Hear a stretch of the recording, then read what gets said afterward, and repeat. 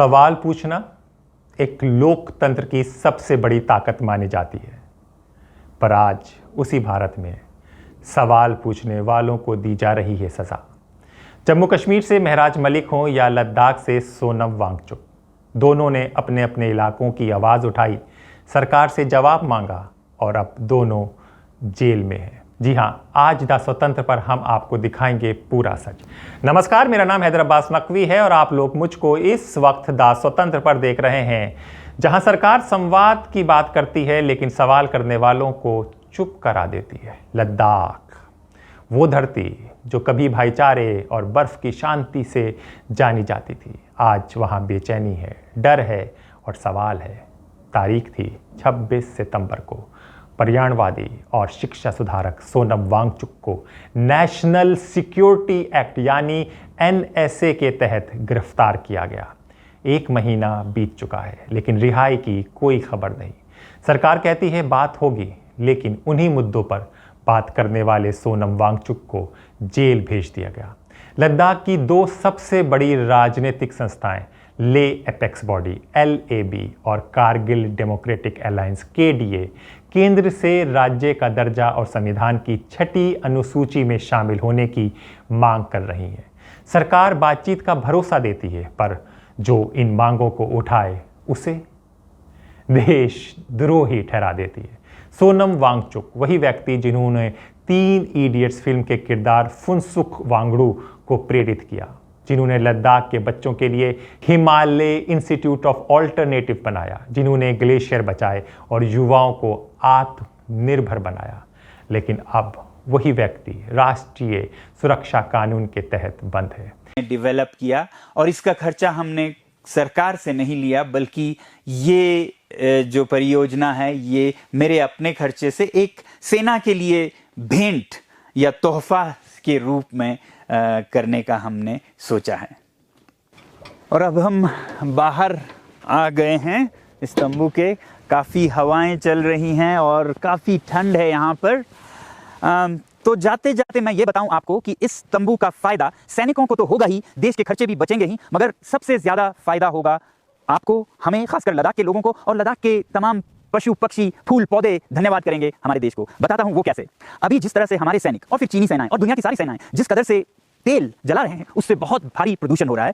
भारतीय सेना ही लद्दाख में सालाना 1 लाख किलो लीटर का प्रयोग करती है ईंधन का, जिससे कि तकरीबन 3 लाख टन कार्बन डाइऑक्साइड हवा में जाता है, जिससे कि जलवायु परिवर्तन होता है, जिससे कि आप दिल्ली में महसूस करते हैं और समुद्र तल पर, और हम लद्दाख में ग्लेशियर्स का पिघलना, तमाम सिस्टम्स का बिगड़ना देख रहे हैं। तो हमारी उम्मीद है कि अगर हमारे सैनिक ऐसे तंबुओं का प्रयोग करते हैं तो भारी मात्रा में तेल के प्रयोग में कमी ला सकते हैं। वैसे ही मैं तो चाहता हूं कि चीन के सैनिक भी, जिनको वहां भी उन्हें ठंड लगती होगी, उनका भी बहुत खर्चा है, प्रदूषण तो फिर चाहे चीनी हो या भारतीय हो, सबको भुगतना पड़ेगा। मुझे उम्मीद है कि ऐसे आविष्कार का फायदा हमारे सैनिकों को मिले, हमारे आबो हवा को मिले, और हमारे ही क्यों, चीन की तरफ भी, वहां की हवा भी साफ रहे, वहां के सैनिक भी इसका इस्तेमाल कर पाएं, क्योंकि वो भी इंसान है, उन्हें भी ठंड तो लगती ही होगी। मगर शायद फर्क इतना हो कि अब की बार सामान भारत से चीन जाए, न कि हर बार की तरह चीनी सामान हम खरीदें, और ये जो व्यापार का फर्क है वो भी कम हो और सब पड़ोसी खुशी से रह सकें। आपको कैसे लगे ये विचार जरूर लिखिएगा। अपना ख्याल रखिएगा और हम लद्दाख के इन पहाड़ों से आपको भेजते हैं बहुत सारा प्यार और जुले, नमस्कार, सलाम व धन्यवाद। उनकी पत्नी गीतांजलि आंगमो ने सुप्रीम कोर्ट में याचिका दायर की। उनका कहना है कि ये गिरफ्तारी सत्ता के दुरुपयोग का उदाहरण है। गीतांजलि कहती हैं, मुझे हर जगह फॉलो किया जा रहा है, मेरा फोन मॉनिटर हो रहा है, ऐसा लगता है जैसे मैं भी नजरबंद हूँ। In a way, smuggle myself out of Leh. Yeah. And then when they saw that I have left, from the next day onwards, the entire CRPF was de-escalated from outside our institute, you know. And then ever since I'm in Delhi and I went for the press conference, there's a car that is following me around everywhere. And the same happens when I go to Jodhpur to meet. I have gone there twice to meet Sonam on 7th and day before yesterday.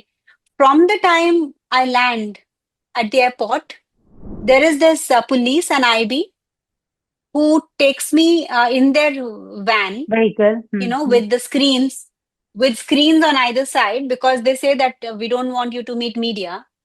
So I'm taken in and they are always there.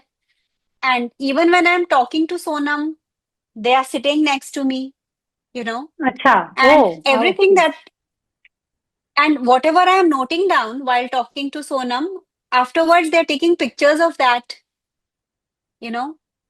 So there is no, and then I have to go to the Supreme Court to get the detention order. It is not being given to me.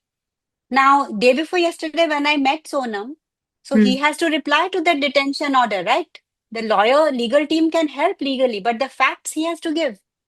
So he had written down in about, a few pages, the facts to defend his detention order.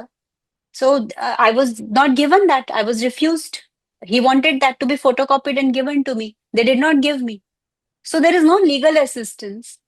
He does not. And सरकार का कहना है कि वांगचुक ने लोगों को भड़काने की कोशिश की, पर उनकी हर स्पीच जो पब्लिक डोमेन में मौजूद है सिर्फ शांति, संविधान और अहिंसा की बात करती है। सोशल मीडिया पर सोनम और गीतांजलि को निशाना बनाया जा रहा है। प्रो सरकार हैंडलर्स उन पर देश विद्रोही टैग लगाने में लगे हैं। स्थानीय पर्यवेक्षकों का कहना है सरकार आंदोलन को बदनाम करने की कोशिश कर रही है ताकि असली सवालों से ध्यान हटाया जाए।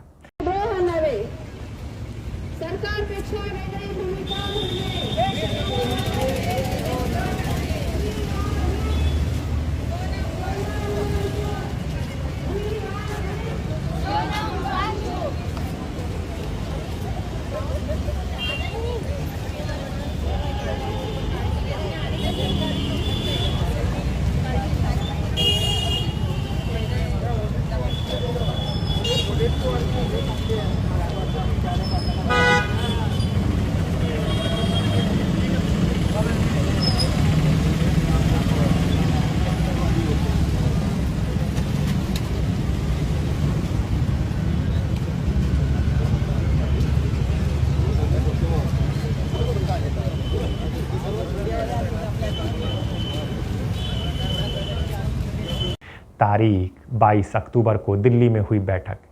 केंद्रीय गृह मंत्रालय के अफसरों और लद्दाख के प्रतिनिधियों के बीच पहली मांग सोनम वांगचुक की रिहाई, लेकिन अफसरों का जवाब ये हमारे अधिकार क्षेत्र में नहीं है, हम चिंता को आगे बढ़ा देंगे।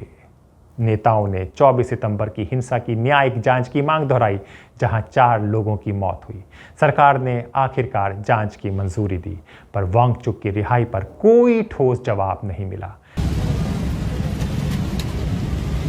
सोनम वांगचुक फिलहाल जोधपुर सेंट्रल जेल में बंद हैं।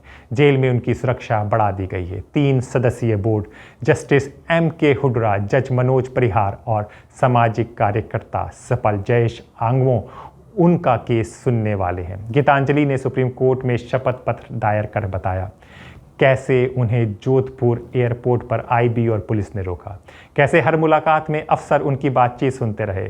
ये सिर्फ सोनम की गिरफ्तारी नहीं बल्कि नागरिक स्वतंत्रता की परीक्षा है। लद्दाख में अब रैलियां नहीं लेकिन सन्नाटा बोल रहा है। लोग घरों में, गलियों में चुपचाप दीप जलाकर अपना विरोध दर्ज कर रहे हैं। एक लैब के सदस्य ने हमें बताया सरकार कहती है वो हमें सशक्त बनाना चाहती है, लेकिन जिसने हमारी आवाज़ उठाई उसे जेल भेज दिया गया। लद्दाख के लिए और व्यक्तिगत मेरे लिए सबसे बड़े दुख का दिन है, क्योंकि जिस रास्ते पे हम 5 साल से चलते आए, शांति का रास्ता था जिसमें हम खुद पे दर्द और दुख लेते थे। 5 बार अनशन किया, ले से दिल्ली तक चल के गए, मगर आज हमारे शांति के पैगाम को असफल होते देख रहे हैं, क्योंकि लेह में काफ़ी हद तक हिंसा हो रही है, गोलीबारी हो रही है, आगजनी हो रही है। तो मैं अपील करना चाहता हूँ लद्दाख के युवा पीढ़ी से कि वो इसे जितना हो सके जल्दी रोक दें। ये कोई लद्दाख के मुद्दे का समर्थन नहीं है, बल्कि इससे ये मुद्दा और भी गंभीर होता जाएगा। मैं अपील करना चाहता हूँ युवा पीढ़ी से कि वो अपना ये रोक दे, और अपील करता चाहता हूँ एडमिनिस्ट्रेशन से भी कि वो गोलाबारी रोक दे। अगर हमारे युवा पीढ़ी को ये दर्द है, दुख है कि हम अनशन पे हैं, कल 2 लोग अस्पताल गए, अगले दिनों में क्या होगा, तो हम आज से अपना अनशन तोड़ रहे हैं, इसे रोक रहे हैं और हम अब चाहते हैं कि एडमिनिस्ट्रेशन भी अपना ये दबाव रोक दे और युवा भी अपना ये हिंसा रोक दें। यही हमारी अपील है।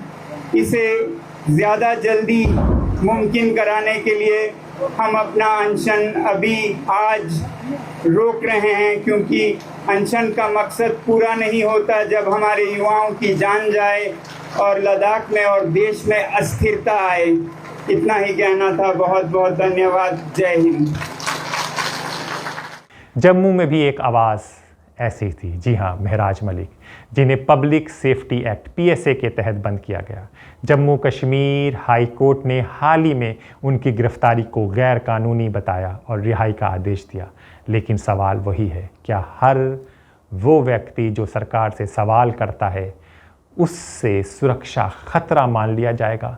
लद्दाख आज उम्मीद और अविश्वास के बीच झूल रहा है। केंद्र कहता है राज्य का दर्जा और 6ठी अनुसूची पर विचार जारी है, लेकिन ज़मीनी हकीकत में जनता डर के साए में जी रही है। सवाल ये नहीं कि सोनम वांगचुक जेल में क्यों है, सवाल ये है कि क्या लोकतंत्र में सवाल करना गुनाह बन गया है। आज द स्वतंत्र में सिर्फ इतना और इतना ही है कि सवाल पूछना चाहते हैं, क्या ये वही भारत है जहां सत्यमेव जयते लिखा है, या सत्य बोलने वाले को जेल भेजा जाता है? सोनम वांगचुक और महराज मलिक दो अलग जगहों के दो नाम, लेकिन एक कहानी, सवाल पूछने की सज़ा। और जब सवाल ही अपराध बन जाए तो लोकतंत्र का भविष्य सवालों में घिर जाता है।